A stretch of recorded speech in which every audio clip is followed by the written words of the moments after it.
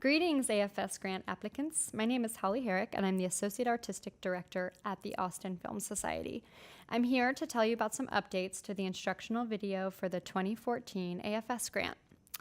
The following instructional videos were made in 2012 by former AFS Director of Artist Services, Brian Poyser. While the videos are still about 95% accurate for the 2014 grant application, there are some important changes that you should note before watching the videos, as well as some new requirements. Please note that the following changes have been made to the AFS grant for 2014. Number 1. The AFS grant was formerly known as the Texas Filmmakers Production Fund, or TFPF, and so it is referred to that way in the videos. Last year, we changed the name of the grant to the AFS grant. Change number 2. The Alpha Cine grant, which was an in-kind package of goods and services, is actually no longer part of the AFS grant. Please ignore any mention of Alpha Cine in the video. Change number 3. The MPS Camera Austin has partnered with AFS to offer a $10,000 goods and services package as part of the 2014 grant. There is a designated space on the AFS grant application to apply for the package. To find out more about what MPS offers as a part of the grant, please see our downloadable 2014 application instructions, which are available on austinfilm.org. Lastly, AFS now accepts work samples on 2 different formats. These are Vimeo links and playable DVDs. Now, I'd like to review the 2 new requirements for the grant for 2014. Number 1, a treatment or a script is now required for every project and must be included with your application. Number 2, work samples can be no longer than 6 minutes. If you'd like to submit a full film or more video material in addition to your 6-minute work sample, you may include a second Vimeo link in the additional supporting materials section of the application. If you'd like to submit your additional video or film work on DVD, you should author your DVD so that both your 6-minute work sample and additional film and video material are accessible from your DVD's main menu. We cannot accept more than 1 DVD per application. However, you may submit your 6-minute work sample on Vimeo and provide a DVD as additional supporting material if you'd like to go in that direction. Just remember that we need 3 copies of your DVD if you choose to send any material on DVD. Now you are ready to watch the AFS grant instructional videos. You may want to replay these updates after you've watched all the videos just to make sure you've got it all. Thanks for applying. Next up is the budget. This is 1 to 3 pages. We do have a blank budget form that you can download off of our website. I'll show you what that looks like.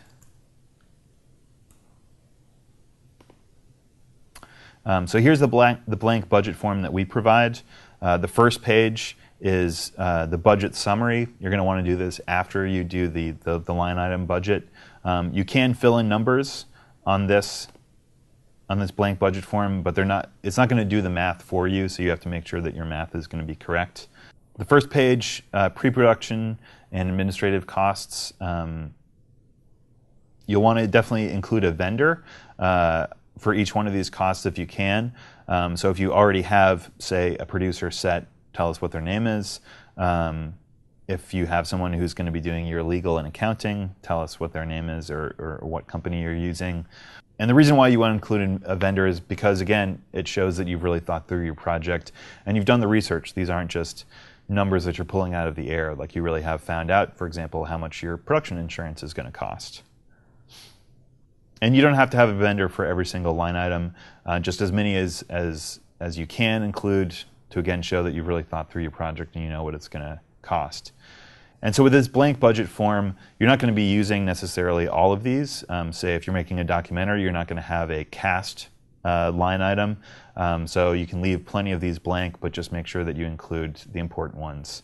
And we do want you to give us a budget that covers the entire length of the project, not just the stage that you're asking for money for. So if you're asking money for production, we still want to see pre-production, post-production, and distribution in there, again, to show that you've really thought through your project. And then as far as the budget summary, once you fill out the line item budget, you want to come back to the budget summary and fill in the funding resources. Where is the money going to come from that you've shown that you're going to need to spend. And on the budget summary, we've got a summary of the expenses, so pre-production, production, post-production, distribution, and then the resources page. Cash, TFPF cash request, any other grants that you're going after that you've already secured, how much you're asking for from Kodak or Alpha Cine, any investors that you have, fundraising events, what you're going to put on your credit card to complete this project, and then anything else specifically that you can show. So under the resources section, we've got the actual column and the anticipated column. So actual is where you're going to put money that you've already raised. Anticipated is going to be money that you're hoping to raise, that you're planning on raising. So let's say that you're ready to invest, or you've already invested $5,000 of your own money into the project. You'll put that under actual cash. Say that you've already done a successful Kickstarter campaign and raised another $3,000 from that. That'll go under actual. If you're planning on doing a Kickstarter online crowdfunding campaign, put that under anticipated. And you definitely want to make sure that your expenses are going to equal your resources, because we want to show that you know how much your project is going to cost and that you really do have a plan for how you're going to fund it. So make sure that the math adds up. In-kind resources.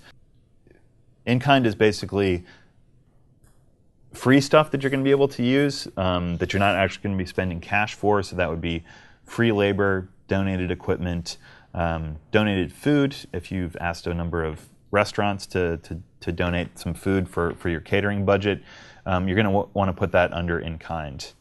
So there's an in-kind column on the line item budget.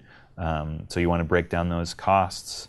As far as labor, if you're going to be working on your project for free, if you're going to be asking a lot of your crew to be asking for free, you want to put an in-kind number in there. And it's important to include in-kind to basically show that you're bringing to bear resources to the project. Maybe you're not spending a whole lot of cash, but you're being crafty and forward-thinking as far as how you're going to be able to get a bunch of stuff for free.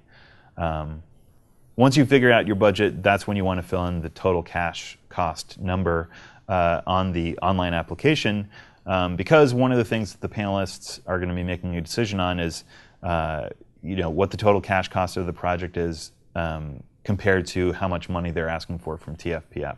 Because we want to make sure that the TFPF grant, if you get one, is going to have a real impact on the project. So if your total cash cost is, say, $300,000, you're asking for $15,000 from TFPF, but you've not actually raised any of that other money, $15,000 is not really going to make a huge difference for your project, as opposed to a project that maybe has a budget of $50,000, they've already raised $30,000, they're asking for $15,000, and that's really going to get them really close to their total cash cost and going to make the project more viable than something that costs a whole lot more and doesn't have a whole lot of money in place.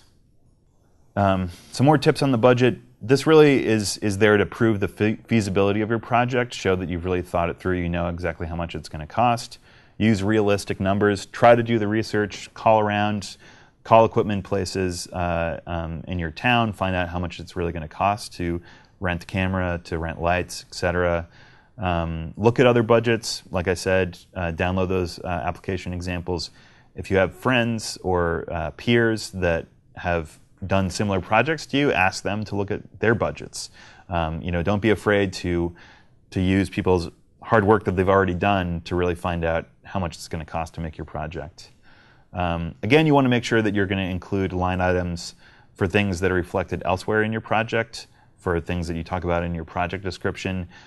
Say, if it sounds like you're going to be doing a lot of dolly shots or Steadicam shots based on how you describe your project, say you're influenced by Stanley Kubrick and you really want to make something that looks like The Shining, show that you've really anticipated that you're going to have to hire a really great Steadicam operator and that you're going to have to spend that money. So we're going to look in a bit more detail on the one for the documentary, which is the Untitled Israel Football Project. So if you look at the first page, the budget summary page, we've got a summary of the expenses for its project, split between cash and in-kind, adding up to a total number of $220,000 in cash, another $59,000 in kind, to total about $280,000. And then looking over on the resources page, we'll see that the total resources at the bottom is the same number as the total expenses, which is what you want to try to achieve. So then with the resources section, we've got a number of things in the anticipated column.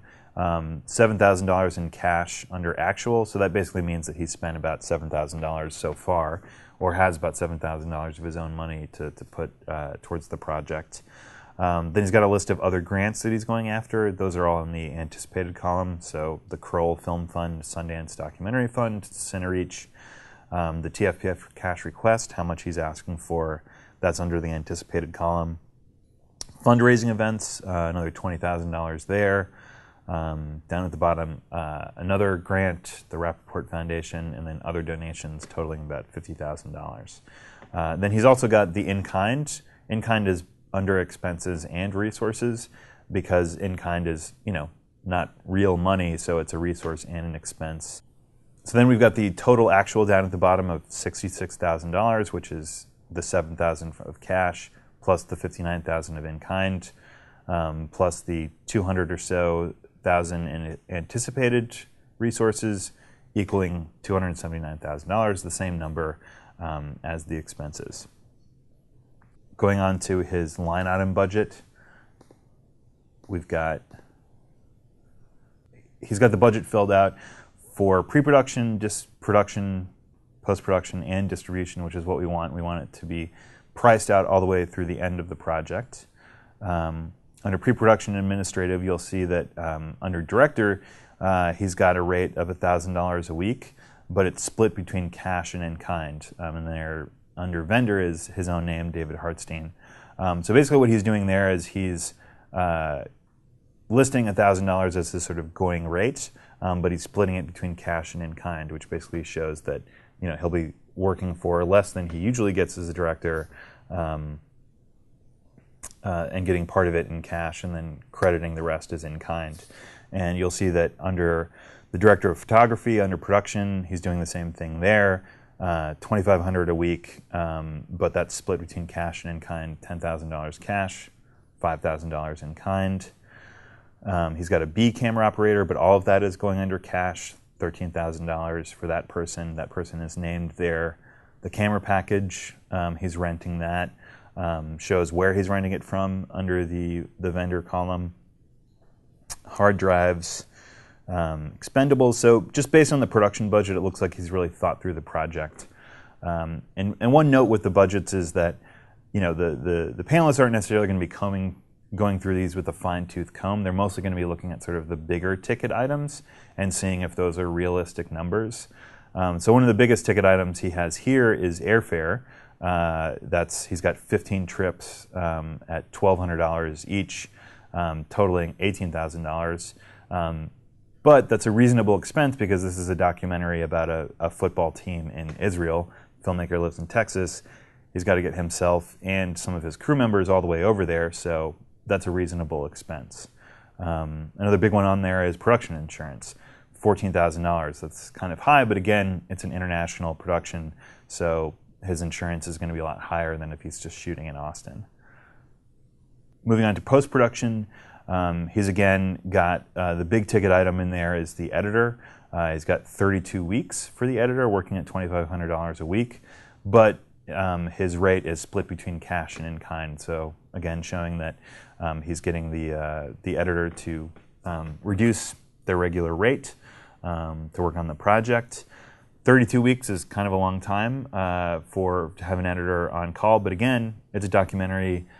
He's shooting material through the course of the year, so he's going to make multiple trips, a lot of footage, going to have this editor on call, sort of cutting as they go. So again, that's reasonable.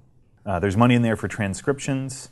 Again, there's a lot of footage, so it makes sense that he's going to have to hire somebody to do that.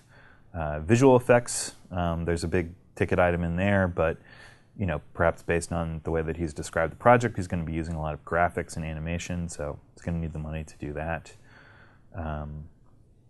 And then looking onto distribution, he's priced it out to essentially get it to film festivals. So there's money in there for posters, festival entry fees, airfare to fly to these various festivals, car rental, postage, long distance, publicity, and a website. So it shows that he's really anticipating taking this project all the way to at least festival distribution. So again, look at these budgets, look at other budgets, use the hard work people have already put into it.